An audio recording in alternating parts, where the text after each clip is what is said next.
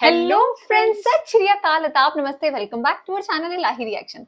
आज अपने चैनल पर लेकर आए हैं बहुत इंटरेस्टिंग वीडियो रिएक्शन जिसमें हम रिएक्ट करने वाले हैं। Is Iran set to join the Mecca defence pact by Praveen Sahane. यार अगर ईरान भी ज्वाइन कर लेता, टर्की तो ज्वाइन कर चुका है, बांग्लादेश का भी नाम हम कहीं ना कहीं सुन रहे थे कि शायद वो भी ज्वाइन करने वाला है क्योंकि वो काफी ज्यादा इंटरेस्टेड है इन सब चीजों के अंदर। और अब ईरान, लेट्स सी आज की वीडियो में क्या कुछ खास जानने को मिलता है, फिर इसके बारे में बात करेंगे। 21 अगस्त को खबर आई, पाकिस्तान के army chief field marshal Asim Munir Balochistan के कुछ लीडर से बात कर रहे थे। उन्होंने ये कहा, बाहर की कुछ ताकतें बलूचिस्तान में दखल अंदाजी कर रही हैं बड़े पैमाने पर। हिंदुस्तान का नाम नहीं लिया। अच्छा। मेरे पास कल कुछ फोन कॉल्स आए, लोग ये जानना चाहते थे कि क्या हिंदुस्तान बलूचिस्तान में कुछ कर रहा है गड़बड़। मैंने कहा, अच्छा। देखिए, मुझे मालूम नहीं है हिंदुस्तान कुछ वहां कर रहा है कि नहीं कर रहा है, पर यह तय है कि पाकिस्तान कई बार बोल चुका है और दुनिया को बोल चुका है, जैसे कि हम बोलते हैं पाकिस्तान के बारे में, वो बोल चुके हैं हमारे बारे में कि हम वहाँ पर गड़बड़ कर रहे हैं बलूचिस्तान में। और मैंने कहा, देखिए, ये हो रहा है या नहीं हो रहा है मुझे नहीं मालूम, पर ये एक बात तय है, अगर ऑपरेशन सिंदूर, जो हम जानते हैं 4 दिन की लड़ाई थी मई 2025 में और जो पॉज में है, ख़त्म नहीं हुई है, मैंने कहा अगर ऑपरेशन सिंदूर फिर से हो जाता है, आज जो खतरा है हिंदुस्तान के ऊपर वो उस वक्त के खतरे से बहुत ज़्यादा है। ये हमें बात समझनी है। हाँ, अब वो वो तो खतरा ट्रू है। क्या है यही मैं बताना चाहता हूँ, पर वो समझने से पहले 3 बुनियादी बातें पाकिस्तान आर्मी के बारे में जो बहुत सारे हिंदुस्तानियों की नहीं समझ में आता है, एक बार फिर से बोलना चाहूँगा। मैं पाकिस्तान आर्मी की बात कर रहा हूँ, पाकिस्तान मिलिट्री की नहीं कर रहा हूँ। 3 बातें ये हैं कि जो पाकिस्तान की सिक्योरिटी पॉलिसी है वो पूरी पाकिस्तान आर्मी के कंट्रोल में है, वो चलाते हैं। हम्म। पाकिस्तान की जो फॉरेन पॉलिसी है, विदेश नीति, पाकिस्तान की आर्मी के आर्मी कंट्रोल में है, चलाती वो है। चलाती है। सब कुछ आर्मी के और कंट्रोल में तीसरी है। बात यह है आसिम कि मुनीर बहुत के हाथ पहले में ही ही है बेसिकली सब कुछ। पाकिस्तान की फौज ने यह ऐलान कर दिया था कि हिंदुस्तान पाकिस्तान के लिए एग्जिस्टेंशियल थ्रेट है, वजूदी खतरा है। वजूदी खतरा का मतलब होता है 2 चीज़ें। एक तो ये है कि पाकिस्तान की फौज लड़ाई लड़ेगी, पीछे नहीं हटेगी, और दूसरी बात ये है, पाकिस्तान के आर्मी चीफ्स जिन्होंने ये ऐलान किया, वो पाकिस्तान की नेशनल सिक्योरिटी, राष्ट्र सुरक्षा, उस पर कभी कॉम्प्रोमाइज, समझौता नहीं करेंगे। थोड़ा सा और इन तीनों बातों को समझ लीजिए। हम जानते हैं पहली जंग दोनों मुल्कों के बीच में हुई थी कश्मीर के ऊपर। फिर 1 जनवरी 1949 को जंग रुक गई और एक मिलिट्री लाइन बन गई जिसको बोलते हैं सीज फायर लाइन। उसी वक्त से सिक्योरिटी और मिलिट्री पॉलिसी पाकिस्तान की हो गई रिस्पॉन्सिबिलिटी पाकिस्तान आर्मी की, तब से ही। और उसका एविडेंस, उसका एक नमूना हमने देखा 71 की जंग के बाद। आप जानते हैं 1972 में शिमला एग्रीमेंट हुआ था, जहां शिमला के अंदर प्राइम मिनिस्टर इंदिरा गांधी और पाकिस्तान की तरफ से प्रेसिडेंट भुट्टो आए थे। उस समय मिसेस गांधी के नज़दीकी सलाहकार थे पीएन धर। अच्छा। इन्होंने अपनी किताब में लिखा है कि प्रेसिडेंट भुट्टो मिसेस गांधी को ये कहकर गए थे, मैं चाहता हूँ हम और जंग ना लड़ें, और ये जो सीज फायर मिलिट्री लाइन है इसका नया नाम होना चाहिए लाइन ऑफ पीस।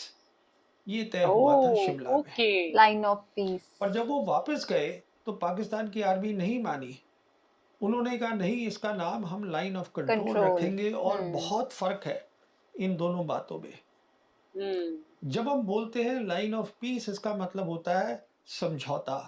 इसका मतलब होता है उम्मीद करी जाए, दोनों मुल्क कि कल उम्मीद को सब करते हैं शांत हो सकते हैं। कि वो लाइन जो है इंटरनेशनल बॉर्डर बन जाएगा, वो लाइन ऑफ पीस होती है। लाइन ऑफ कंट्रोल का मतलब होता है कि वो एक मिलिट्री लाइन फिर से है, मतलब दोनों साइड की जो आर्मी है उसको कंट्रोल करेंगी, और जहां पर भी ढील हुई एक की तो दूसरा हाँ, जो है वहाँ वो दूसरा कब्जा प्रैक्टिकल करेगा। एक्शन लेगा। उसको एडजस्ट कर देगा। वो एक अलग ओके। मतलब है। तो सिक्योरिटी पॉलिसी पूरी तरीके से पाकिस्तान की आर्मी चलाती है। तो अगर कभी हमें बात करनी पड़े कश्मीर पे तो पाकिस्तान आर्मी से ही करनी पड़ेगी, ये तय है। और यहाँ पे ये भी आपको मैं बता दूं, आज जो एनएसए है पाकिस्तान का, वो भी आर्मी का लेफ्टिनेंट जनरल है।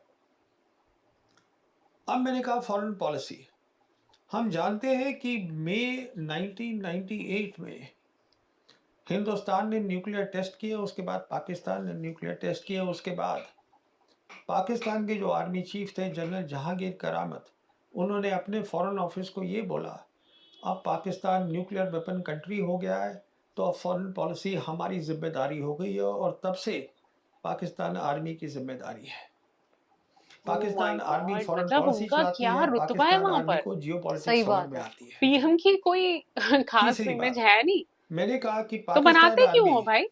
क्योंकि हिंदुस्तान को वजूदी खतरा समझती है, कभी भी समझौता नहीं करेगी। नेशनल सिक्योरिटी में बहुत मिसालें हैं, सिर्फ दो दूंगा। एक ये है कि जून 1989 में पाकिस्तान की जो प्रधानमंत्री थी बेनजीर भुट्टो, ये अमेरिका जा रही थी बहुत हाई प्रोफाइल विजिट पर। रिपोर्ट्स ये आ रही थी कि अमेरिका जो है पाकिस्तान को इस विजिट पे ऐलान करेगा कि हम आपको F-16 देंगे। अच्छा। बदले में अमेरिका ये चाहता था कि पाकिस्तान अपना जो न्यूक्लियर उनका प्रोग्राम है उसको बंद कर दे। अभी बेनजीर भुट्टो पहुंचे भी नहीं थी वॉशिंगटन। उस समय जो आर्मी चीफ थे जनरल अब्दुल वहीद कक्कड़, उन्होंने इस्लामाबाद में ऐलान कर दिया F-16 और नो F-16 आए या ना आए, there will be no compromise on national security. National security का मतलब हमारा न्यूक्लियर प्रोग्राम, उसमें कोई भी समझौता नहीं होगा। नहीं अच्छा। होगा। तो बेनजीर भुट्टो वहां गई, पर वो डील कभी हुई नहीं। उसके बाद हम जानते हैं 9/11 हुआ, प्रेसिडेंट बुश ने ऐलान कर दिया पूरी दुनिया को, या तो आप हमारे साथ हैं या उनके साथ हैं, मतलब आप आतंकवादियों के साथ हैं। हम्म। पाकिस्तान से पूछा गया, जनरल मुशर्रफ ने फौरन कहा कि मैं आपके साथ हूँ। पर जनरल मुशर्रफ ने वही किया जो कि ज़रूरी था पाकिस्तान की नेशनल सिक्योरिटी के लिए, राष्ट्रीय सुरक्षा के लिए। बहुत मिसालें हैं, तो नहीं दूंगा, सिर्फ ये बताऊंगा कि अब जो आर्मी चीफ है फील्ड मार्शल आसिम मुनीर, वो भी वही करेंगे जो बाकी पाकिस्तान आर्मी चीफ करते रहे हैं, कॉम्प्रोमाइज़ नहीं करेंगे बिल्कुल नेशनल सिक्योरिटी के ऊपर। जबकि हमने देखा है कि हिंदुस्तान में कुछ अच्छा नहीं हुआ है। जब से ये मोदी सरकार आई है, आप हमारी देखिए तो क्या कोई होता सिक्योरिटी था। बची ही नहीं भाई। हिंदुस्तान की फौज पिछले 34 साल से 1992 से जब पाकिस्तान ने प्रॉक्सी वॉर शुरू करी अपनी, हिंदुस्तान में आतंकवादी भेजने शुरू करे जम्मू कश्मीर के अंदर, काउंटर टेरर ऑपरेशन कर रही है अपनी सरहद के अंदर। अच्छा। मोदी ओह सरकार आई, गॉड। उन्होंने ये ऐलान किया कि हम राष्ट्र सुरक्षा को और मजबूत करेंगे।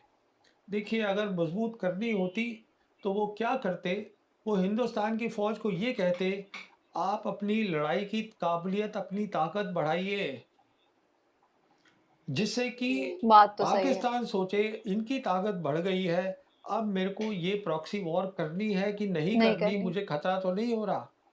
ये नहीं हुआ। हाँ, दूसरा तुम्हें वो ताकतवर जो समझे। काउंटर टेरर ऑपरेशन था उसका पॉलिटिकल फायदा उठाया गया, ये सच्चाई है। मिसाल के तौर पे क्या हुआ बालाकोट 2019 के अंदर, फायदा हुआ सरकार को, मोदी सरकार को 2019 इलेक्शन में।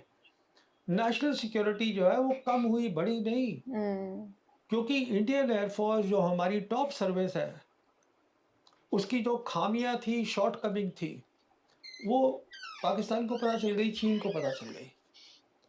यही कारण है कि ऑपरेशन सिंदूर में वो ज़्यादा बेहतर तैयार थे। उन्हें पता था कि क्या क्या खामियां इंडियन एयरफोर्स की। इंडियन एयरफोर्स को इस्तेमाल किया हमने किस बात पर, पाकिस्तान से जंग के लिए नहीं। जो काउंटर टेरर ऑपरेशन वो यहाँ कर रहे थे सरहद में, अब हमने बोला कि जाके पाकिस्तान में करो। कौन इस्तेमाल करता है एयरफोर्स को ये काउंटर टेरर ऑपरेशन में पाकिस्तान के अंदर? हिंदुस्तान की फौज को कोई नहीं करेगा, पर हमने किया है वो। तो देखिए, मैं बात कर रहा था ऑपरेशन सिंदूर की। ऑपरेशन सिंदूर के बाद हमने ये ऐलान किया, हम ये जीत गए हैं, अच्छी बात है। पर ये जो हमारा ऐलान था या जो हमारा कंक्लूजन था, ये अमेरिका को नहीं ठीक लगा। बाकी दुनिया को ठीक नहीं लगा।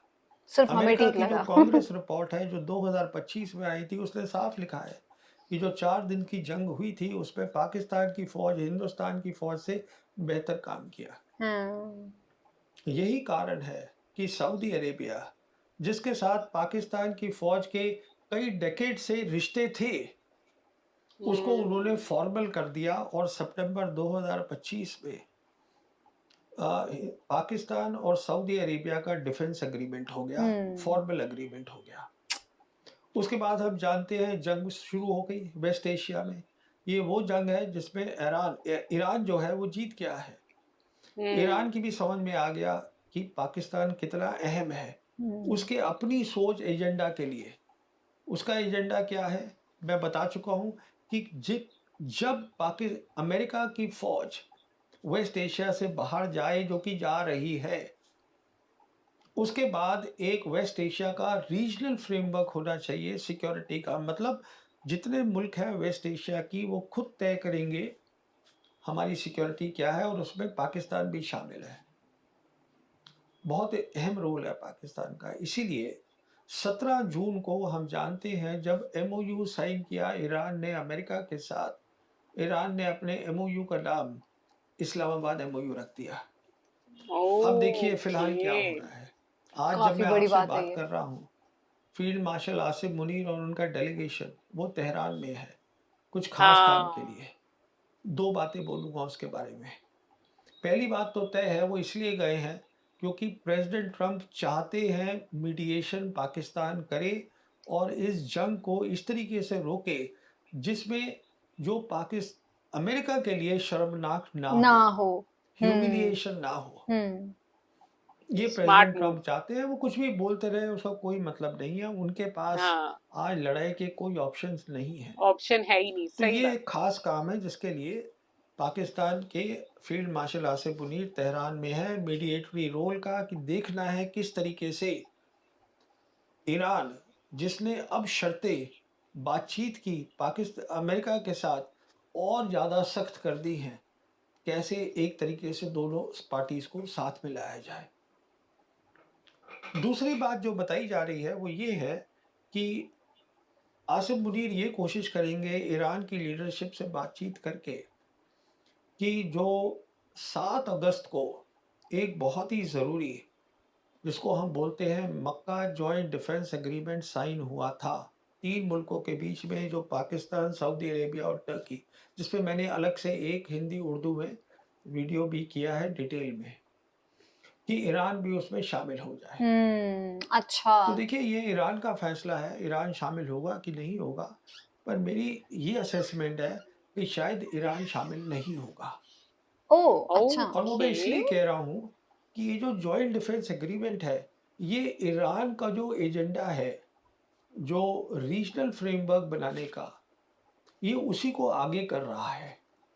पर अगर हम्म ईरान इसको ज्वाइन कर लेता है इस स्टेज पर जबकि अमेरिका फौज जो है वो वेस्ट एशिया से बाहर नहीं गई है तो फिर अमेरिकन को ये लगेगा कि ये जो 3 मुल्क हैं जॉइंट डिफेंस एग्रीमेंट में वो भी अब साथ खड़े होंगे और लड़ाई लड़ेंगे हम्म एक साथ ईरान के साथ खड़े होके अमेरिका और इजराइल के खिलाफ। ऐसा कुछ नहीं है क्योंकि ये जो कॉन्सेप्ट है कलेक्टिव सिक्योरिटी का वो अभी तक वेस्ट को समझ में नहीं आ रहा है। आज की वीडियो में जैसे प्रवीण साहनी जी ने बताया कि ईरान जो है मतलब आसिम मुनीर और वो उनके पास हो सकता है कि वो लेकर गए हों कि क्या कहते हैं तुम ये पैक्ट जो है वो ज्वाइन कर लो बट ईरान शायद ज्वाइन ना करे। और ये बात हमें भी लग रही है अब मतलब इनकी बात सुनने के बाद कि वो खुद को ऐसे नीचा नहीं दिखाना चाहेंगे कि आज वो अकेले से जंग जीत रहा है जब ईरान तो फिर वो क्यों 3-4 लोगों का इस टाइम पे 3-4 कंट्रियों का साथ लेके ये दिखाए कि कल को हाँ मतलब मैं तो कमजोर पड़ गया था और मैंने इसलिए 3-4 कंट्रियों का साथ लिया था। ऐसा बिल्कुल भी नहीं होगा। तो आज की वीडियो मेरे लिए बहुत इंफॉर्मेटिव था। फाइनली इस टॉपिक के ऊपर किसी ने सेंसिबल बात की और हमें आज की वीडियो ना काफी ज्यादा पसंद आई क्योंकि प्रवीण साहनी जी ने बहुत चीजें क्लियर की जो कहीं ना कहीं हमारे माइंड में हमेशा चलती थी क्योंकि हम ये चीज सोचते थे कि शहबाज शरीफ जहां जाते हैं वहां पर वो आसिम मुनीर अपने साथ ही लेकर जाते हैं। तो ऐसा क्या है कि भाई आपको हर एक पैक्ट को साइन करने के लिए